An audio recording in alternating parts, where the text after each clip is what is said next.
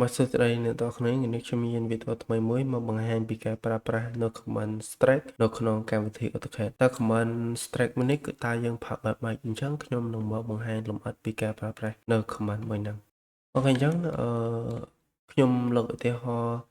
នៅ symbol ទ្វេមួយនេះមួយគឺខ្ញុំបានគូចេញមកតើ command នេះយើងយកប្រើនៅលើទ្វេនេះយើងប្រើធ្វើម៉េចអូខេដើម្បីប្រើប្រាស់នៅ command នេះបានគឺយើង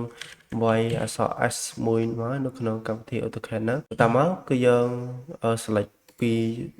ឆ្វេងមកស្ដាំអញ្ចឹងចំពោះការ select ហ្នឹងគឺយើងអត់អាច select ពីឆ្វេងពីឆ្វេងមកស្ដាំទេមានថាយើងចុច command ហើយយើងអត់អាច select ពីនេះ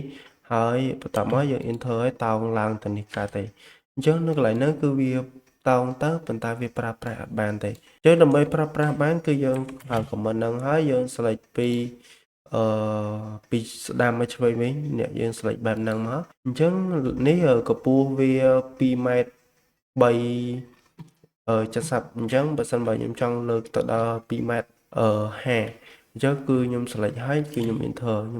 យើងអាច move វាបានណាឃើញទេអញ្ចឹងនៅពេលដែលយើង move វាបានឥឡូវខ្ញុំយកថែម130ទៀតចុះដើម្បីឲ្យគ្រប់2ម៉ែត្រ50អូខេអញ្ចឹង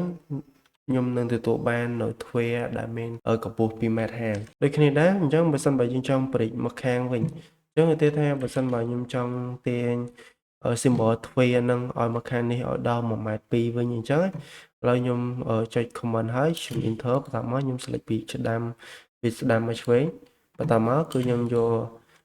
នឹង100ខ្ញុំយក240 260អញ្ចឹងខ្ញុំ enter មកខ្ញុំនឹងទទួលបាននៅទ្វេដែលមានទំហំ1ម៉ែត្រ2ហើយអូខេសម្រាប់វីដេអូថ្ងៃនេះគឺខ្ញុំមានតែប៉ុណ្្នេះទេជួបគ្នាជាមួយខ្ញុំនៅវីដេអូក្រោយជាបន្តទៀតជាមួយខ្ញុំបានមករា